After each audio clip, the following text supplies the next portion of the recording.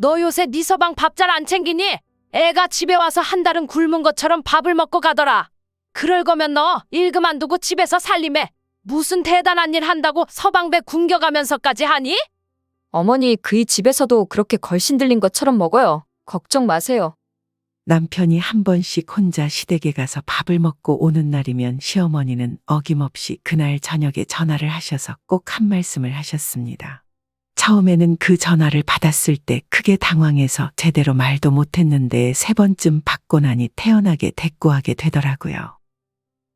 오늘 사연글은 시어머니와 며느리분의 고부 갈등은 물론 반쪽이라 믿었던 남편분의 한심한 짓거리에 분개했다는 며느님의 사연인데요. 썰라디오 사연 시청 전에 구독, 좋아요, 알람 설정 먼저 부탁드리며 그럼 오늘의 썰라디오 사연 바로 시작하겠습니다. 그 후로도 시어머니는 종종 제게 일을 그만두면 어떻겠냐는 말을 꺼내시긴 했는데 그중에는 빨리 그만두고 집에서 쉬어야 애가 잘 들어선다라는 이유 때문이었어요. 여자가 밖에서 오래 일하면 애가 잘 안 들어선다는 말도 안 되는 소리를 하면서 말이죠. 저희 부부가 결혼 후 얼마 안 지나서 바로 임신 계획을 생각했던 건 사실이었지만 제가 일을 해서 애가 안 들어선다니 말이 안 되잖아요. 근데 결혼하고 2년이 지나도 애가 안 들어서자 한 번은 저를 의심까지 하시는 거 아니겠어요.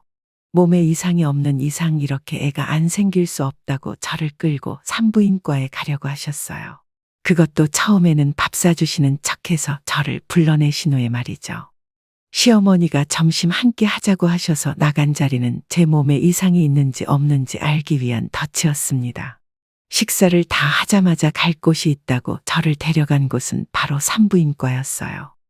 어머님, 여긴 왜? 너 데리고 직접 병원 와서 네 몸에 하자 없는 거 눈으로 확인해야 내가 불안하지 않고 발 뻗고 잘 수 있을 것 같아서 그래. 아니 결혼한 지 2년이 다 됐는데 어찌 여직 소식이 없어? 제가 저번에 말씀드렸잖아요. 올해 초에 건강검진 싹 했을 때 산부인과 검진도 했는데 아무 문제 없다고 했다고요. 내가 그걸 어떻게 믿어?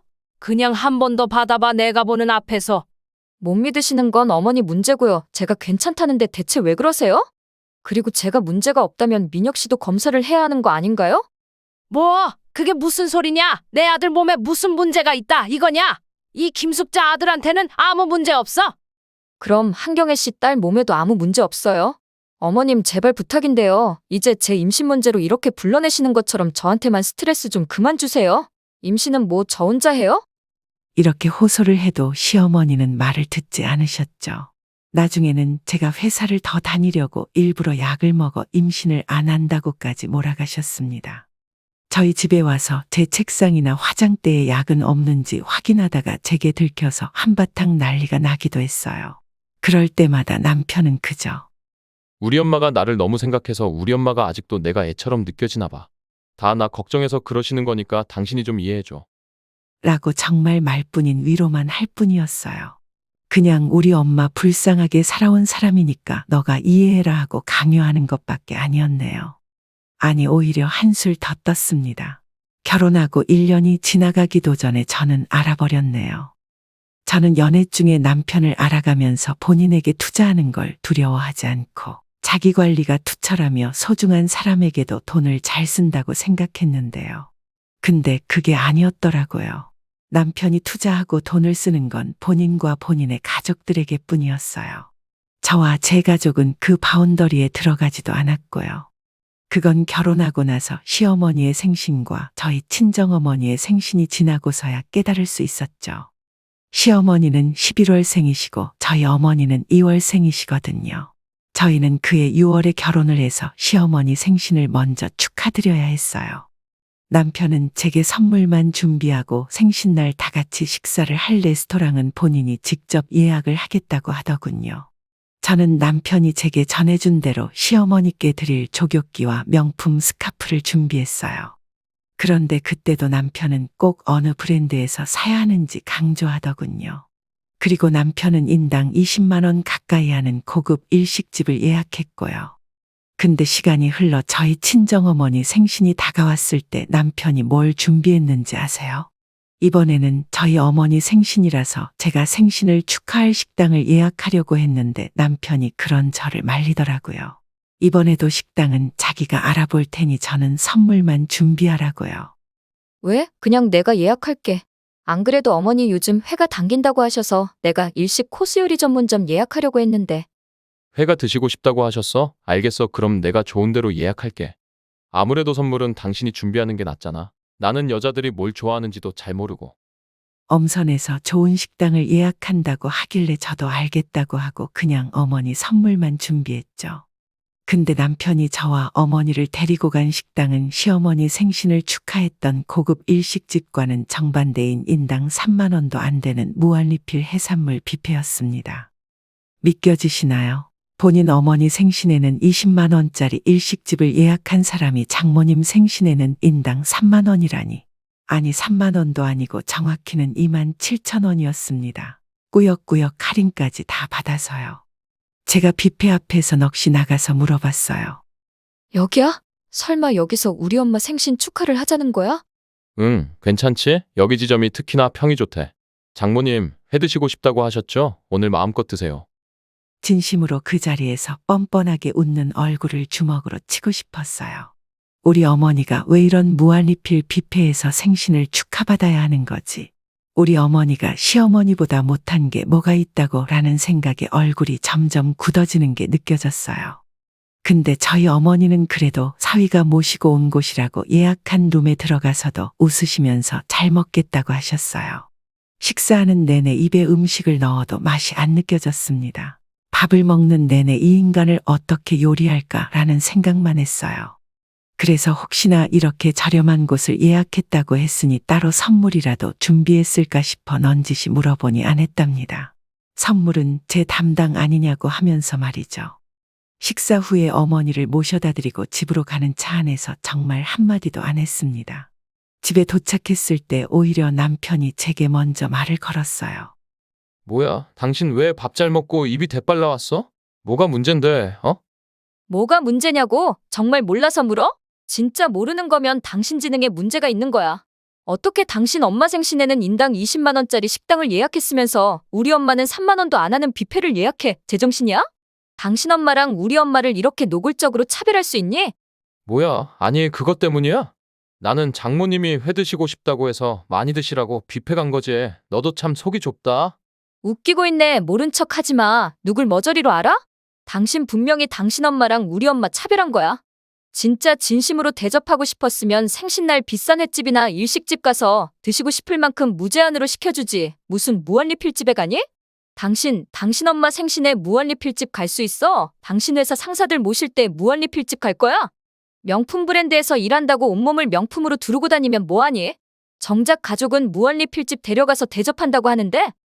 아, 그건 다르지. 장모님은 워낙 아무거나 잘 드시잖아. 음식도 원래 맛을 아는 사람 입으로 들어가야 안 아까운 거야. 아, 그래? 그럼 내년 시어머니 생신에는 당신이 먹던 남은 음식 대접하면 되겠다. 그치? 뭐?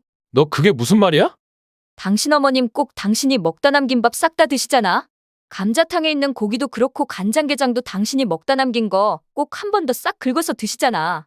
남은 음식만 먹던 사람한테 그렇게 좋아하는 남은 음식 드려야지. 안 그래?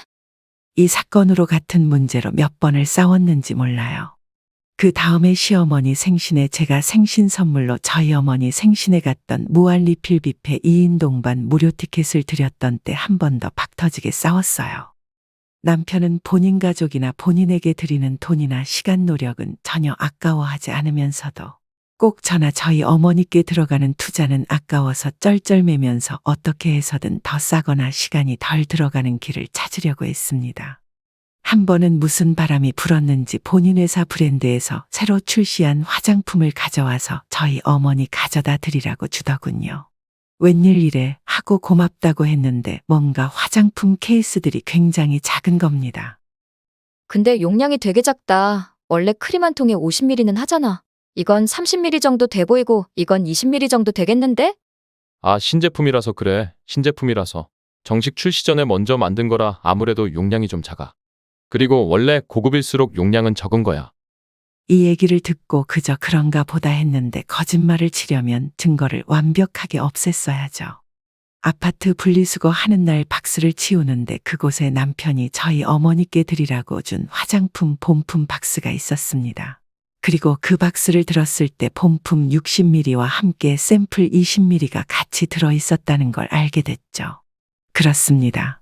본품은 본인 어머니께 드리고 공짜로 딸린 샘플만 저희 친정어머니께 적선하듯이 준 거예요. 그때 바로 어머니를 드리려고 했던 작은 크림통을 들어 소파에 누워있던 남편에게 던졌습니다. 이딴 샘플 줄 거면 차라리 주지 말라고 필요 없다고 고래고래 소리를 지르면서요. 남편은 순간 얼굴로 크림통을 맞아 화를 내려다가 제 손에 들린 본품 박스를 보고 말을 잇지 못하더군요. 지도 할 말이 없겠죠. 그저 본인 아들만 귀하게 여기는 시어머니와 마찬가지로 남편 또한 그저 본인과 본인 어머니만 소중할 줄 아는 그런 이기적인 인간이었습니다. 심지어 지 혼자서 알아서 효도를 하는 것도 아니었어요. 저희 어머니한테는 샘플 주는 인간이 시어머니가 조금이라도 몸살이 나시거나 하면 저한테 이런 말부터 꺼냈으니까요. 엄마 혼자서 괜찮으실까? 당신이 가서 죽 좀 만들어 드려야 하는 거 아니야? 약 좀 챙겨드리고. 왜 당신이 안 가고 내가 가?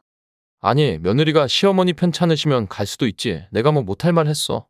내 말은 왜 아들인 당신이 먼저 갈 생각은 안 하고 나한테 먼저 떠넘기냐는 말이야. 야, 됐어. 내가 너한테 무슨 말을 하겠니? 우리 엄마도 참 불쌍하시지, 이렇게 정없는 며느리나 보고. 우리 엄마야말로 불쌍해. 생신날 무한리필 뷔페나 데려가는 사위 봤으니까. 명품 브랜드에서 일하면 뭐하니? 하는 짓이 명품이 아닌데. 그리고 제가 저희 어머니께서 무릎 수술을 하셨을 때 휴가받아 병원에서 간병하러 갔거든요. 근데 제가 간병 가기 전 집에서 간단하게 짐을 싸고 있으니 뒤에서 삐딱하게 서서 그러더군요. 너는 너희 어머니만 중하고 우리 엄마는 안중에도 없지? 장모님 아프시다니까 바로 튀어가네. 그럼 너도 튀어가던가. 나한테 가서 죽 만들라고 해놓고 내가 안 간다고 했으면 너라도 갔어야지. 그나마 나는 너한테 떠넘기지도 않고 내가 알아서 하잖아. 어머님도 참 딱하시지. 입으로만 효도하는 자식 때문에 편찮으실 때 죽 한 번 얻어드시지 못하고. 그리고 나는 어머님 편찮으실 때 안부 연락이라도 했어. 근데 너는 우리 엄마 수술하신 다음에 전화라도 드렸어? 아니잖아? 저희는 이런 다툼이 쌓이고 쌓여서 급속도로 서로 사이가 안 좋아졌습니다. 집안에서 마주쳐도 거의 대화다운 대화도 안 했고요. 명절에도 각자의 본가로 갔습니다. 남편이 저희 집에 갈 때는 할인마트에서 싼 돼지고기 사가려고 하고 시댁에는 LA 갈비 사가려고 했을 때 이후로 말이죠. 아무리 중요한 일이 생겨도 딱히 말도 안 했어요. 저희 어머니께서 무릎 수술 이후 하시던 설렁탕 집을 정리하시고 평생 모은 돈으로 3층짜리 건물을 인수했을 때도 남편에게 전하지 않았습니다. 안 그래도 남편 회사와 멀지 않은 곳에 있는 건물이라서 나중에 남편이 먼저 알게 되면 그때 말할 생각이었어요. 괜히 말전한다고 먼저 말 걸었다가 또 싸움하기 싫었거든요. 진심으로 이렇게는 못 살겠다. 정말 애 생기기 전에 이혼해야지 하고 고민까지 했답니다. 어머니께 상담을 하고 싶긴 했지만 꿈에 그리던 건물을 인수하셔서 한껏 고조된 어머니의 기분을 망치긴 싫었어요. 어머니는 식당을 정리하고 작지만 건물주가 된 후 조금 쉬셔도 좋을 텐데 수술한 지 얼마 지나지 않은 몸으로 매일 건물에 출근하듯 가셔서 청소를 도맡아 하셨거든요. 그렇게 한껏 충만한 행복을 느끼시는 어머니께 딸의 이혼 결심을 바로 전할 수는 없었네요. 그렇게 간간히 먼저 이혼했던 친구들에게 조언을 받아가면서 혼자 끙끙 앓고 있었어요. 그러다가 알다 못해 막 썩어가려던 이가 알아서 툭 뽑힌 사건이 터지고야 말았어요. 하루는 남편이 퇴근하고 집에 와서 계속 비죽비죽 웃는 게 아니겠어요. 저랑 눈을 마주칠 때마다 굉장히 기분 나쁘게요. 며칠 전부터 감기 기운이 있다고 죽어가던 사람이 왜 저러지 싶어서 미심쩍었는데 밥을 먹다 말고 대뜸 이런 소리를 하더군요. 이번 주 주말에 우리 엄마 모시고 바람 좀 쐬러 가자. 이번 주 안 돼. 나 금요일에 엄마 모시고 병원 갔다가 엄마 집에서 자고 올 거야. 너는 무슨 며느리가 그러냐? 좀 시어머니한테 잘 보일 생각 없어? 주말에 모시고 좋은 데 가서 같이 시간도 좀 보내면 어때? 그러는 너는 좋은 사위가 될 생각은 있어? 평소에 전화 한 통 안 하는 주제에 무슨 할 말이 있어서 그래? 참나, 내가 아무리 전화를 한다 한들 장모님은 내 전화 받을 시간도 없으실걸?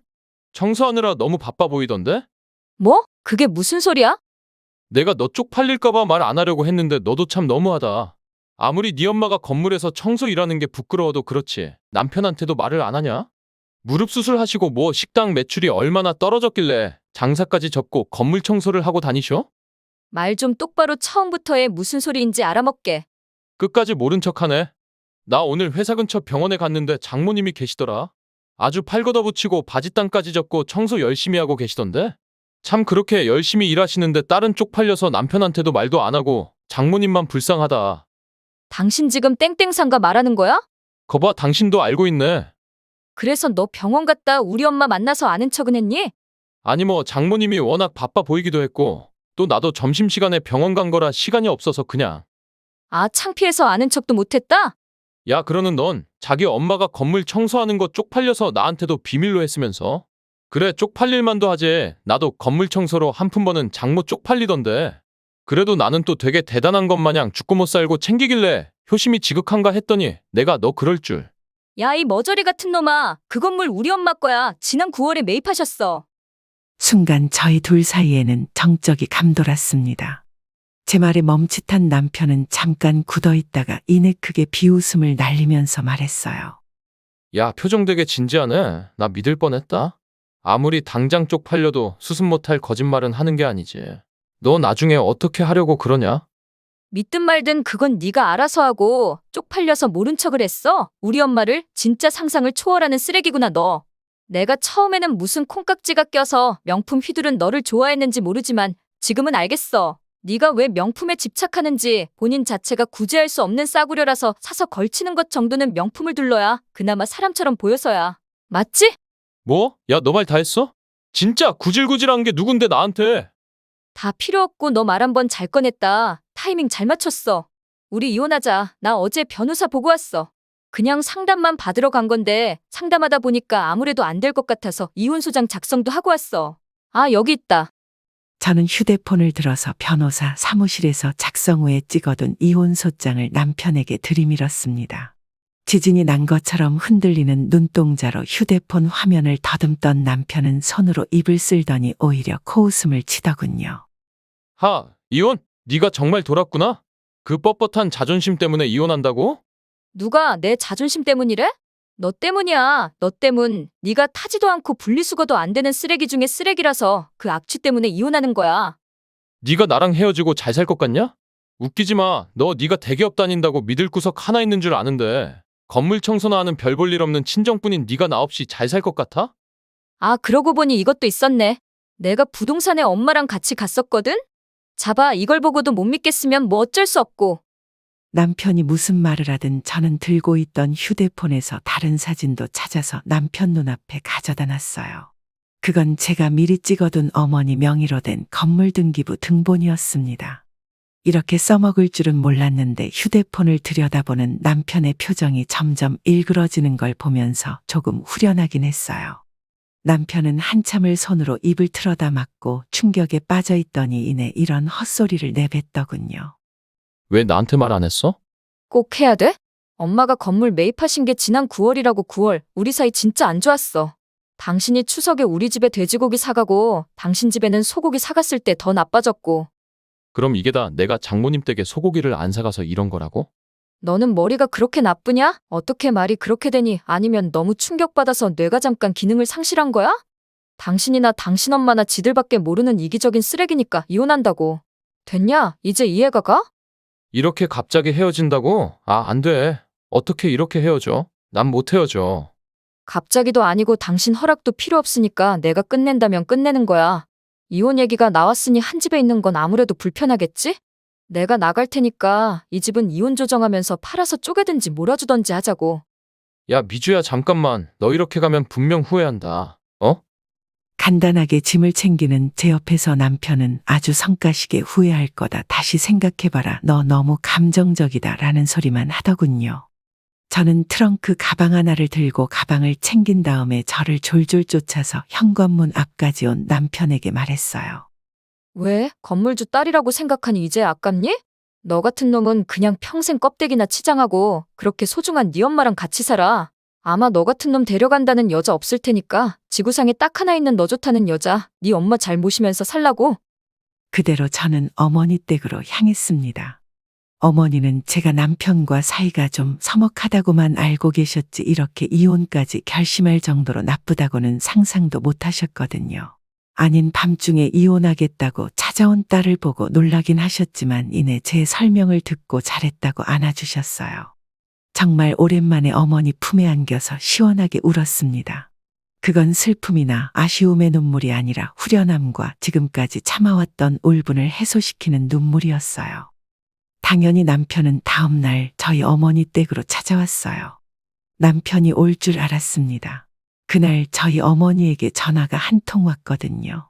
어머니가 건물을 매입할 때 도와준 부동산 중개인이었는데 오전 중에 어머니 건물에 대해 묻는 사람이 하나 있었다고 하더라고요. 땡땡 상가 건물주인이 누구냐고 언제 바뀌었냐고 꼬치꼬치 묻길래 그런 건 안 알려준다고 하고 쫓아냈대요. 40대로 보이는 남자였는데 혹시 아는 사람이냐고 했다고 하더라고요. 딱 보기에도 제 남편이었죠.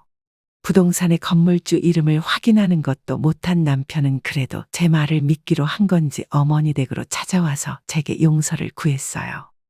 여긴 왜 왔어? 나는 너하고 할 말 없어. 자, 잠깐만 기다려봐. 제발 대화 좀 하자. 나도 할 말은 해야지. 그러니까 변호사 통해서 하라니까? 너랑 나랑 이제 얼굴 마주보고 대화할 그런 사이 아니야. 미주야, 제발 같이 산 시간을 생각해서. 같이 산 시간 생각하면 너 여기서 나한테 두들겨 맞았어. 진짜 본인이 어떻게 살았는지 객관화가 안 되는구나? 그런 너랑 내가 무슨 얘기를 하겠니? 2번 다시 찾아오지 마. 그럼 정말 끝까지 가는 거야. 다시 입을 열려던 남편을 무시하고 바로 문을 세게 닫았습니다. 결과적으로 저희는 소송을 통해서 이혼을 했어요. 남편은 억울하다 피해자는 본인이라고 했지만 어디 그게 사실이고 증거가 있나요? 오히려 제가 사기 결혼으로 소송을 하고 싶었지만 안타깝게도 저 또한 마땅한 증거가 없었기에 적당히 재판전에 조정을 해서 마무리를 했습니다. 집과 재산을 거의 절반씩 나눠 가졌고 저는 그 후 이사를 가서 어머니와 함께 살았어요. 정말 반짝반짝 빛나는 사람이었기에 저도 그 사람 곁에 서면 함께 반짝거릴 줄 알았는데 오히려 그 반짝거림을 더 반짝이게 해주는 들러리에 지나지 않았습니다. 본인을 소중히 여기고 투자하는 사람이기에 저에게도 그럴 줄 안 거죠. 그저 겉모습에 속아서 한 결혼은 정말 속절없이 파국으로 가기 전에 최후를 맞이했네요. 근데 저는 이혼 확정이 나고 이제는 끝이라고 생각을 했는데 이혼하고 한 10달 정도 지났을 때였을까요? 모르는 번호로 전화가 오더군요. 이혼한 지 거의 1년이 다 되어가서 전 남편과 관련된 전화일 거라 생각도 안 하고 받았는데 앞불사 시어머니였습니다. 아니 시어머니였던 사람이죠. 처음에는 목소리도 못 알아보고 여보세요, 말씀하세요 라고 하니까 이내 정말 다 쉬어버린 목소리로 나다 나야 라고 하는 말에 숨을 삼켰어요. 무슨 일이세요? 왜 전화하셨어요? 혹시 민혁이가 너한테 연락했니? 네? 아니요. 그 사람이 왜 저한테 연락을 해요? 그리고 그쪽도 저한테 연락하지 마세요. 이제 남보다 못한 관계니까.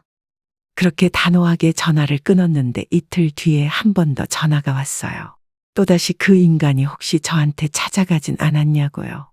짜증나고 답답해서 무슨 일이냐고 하니 한참을 뜸을 들이다가 정말 충격적이고 알고 싶지도 않은 얘기를 제게 해주더라고요. 민혁이가 한 달 전에 회사에서 잘렸어. 아니 그게 이혼하고 정신을 통 못 차리다가 회사 안에서 불륜인지 뭔지 했다지 뭐니. 근데 미주야 네가 생각해봐라. 민혁이가 어디 그런 짓을 할래니? 애미가 저만 바라보고 사는 거 뻔히 아는데 어떻게 결혼한 회사 사람이랑 눈이 맞아서 회사에서 잘려? 제가 그걸 어떻게 아나요? 저도 그 인간이 어떤 인간인지 모르고 결혼했다가 죽순 입장인데 근데 회사 내 불륜으로 품위유지를 어겨 해고됐다니 참 구질구질하고 가지가지하네요. 저는 끝나지 않을 것 같은 푸념을 늘어놓는 시어머니에게 그 인간이 어떻게 되든 상관없고 저한테 오지도 않을 거다. 그러니까 다시는 연락하지 마라 라고 하고 전화를 끊었습니다. 근데 말이 씨가 된다고 시어머니와 그 전화를 하고 일주일 뒤에 또다시 모르는 번호로 전화가 오는 게 아니겠어요.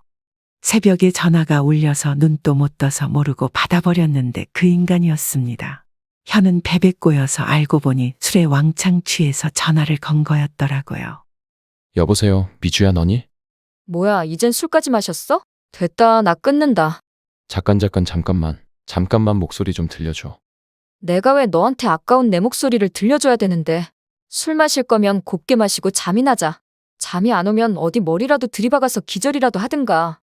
후, 미주야, 나는 네가 나한테 이렇게 모질게 말을 해도 그래도 네 목소리만 들어도 좋다? 내가 진짜 요즘 너무 살기 싫어서 그래서 한잔했어. 한 잔이 아니라 한 바가지는 한 것 같다. 불륜하고 신세 망쳐서 살기 싫냐? 근데 어떻게 하니? 다 네 잘못인데. 나한테 전화해서 쓸데없는 하소연하지 말고 네 엄마한테나 해. 네 엄마 너 걱정해서 나한테까지 전화하시더라. 죄송하지도 않니? 어? 매번 입으로만 우리 엄마 불쌍한 사람이라고 하는데 네 엄마 불쌍하게 만드는 게 바로 너 같은 자식이야. 이제 술 먹고 실수로라도 전화하지 마. 진짜 피 보는 수가 있어. 그렇게 전화를 끊은 후로 다시 전 남편이나 시어머니였던 사람에게서 연락은 오지 않았어요. 그러다 예전에 전 남편을 소개해줬던 대학 동기에게서 남편이 여전히 백수로 살고 있다가 시모와 함께 작은 집으로 이사를 갔다는 소식을 들은 후로는 어떻게 사는지 모릅니다. 그리고 저도 이제는 그 괴로움 속에서 벗어나 자유를 맛보며 어머니와 단란하게 살고 있지만 혹시 제 눈에 콩깍지가 늦게 벗겨졌으면 어땠을까 생각하면 소름이 끼칩니다. 어머니는 건물주가 됐음에도 일주일에 3번은 꼭 건물에 가서 건물 관리부터 세입자들과 소소한 만남까지 하고 계세요. 비상시국으로 인해 지난 몇 년 동안 모두 힘든 시기였을 땐 어머니께서는 세입자분들을 위해 월세도 내리면서 착한 임대인 캠페인에도 동참을 하셨고요. 그리고 저는 아마 앞으로는 크게 이변이 생기지 않는 이상 어머니와 함께 옹기종기 살 것 같아요. 지금 이 생활에 너무 만족하고 있거든요. 어쩌면 괜히 콩깍지까지 써가면서 결혼을 했기에 그런 고생을 한 건 아닌가 싶기도 하네요. 오늘 썰라디오에 보내본 제 사연을 끝까지 들어주신 여러분께 감사드리며 모두의 행복을 빌며 이만 인사드릴게요. 안녕히 계세요. 오늘의 썰라디오 사연글에 여러분의 소중한 댓글 참여 기다리면서 구독, 좋아요, 알람 설정 해주시면 매일 새로운 사연으로 만나실 수 있습니다. 늘 건강하시고 행복하세요. 감사합니다.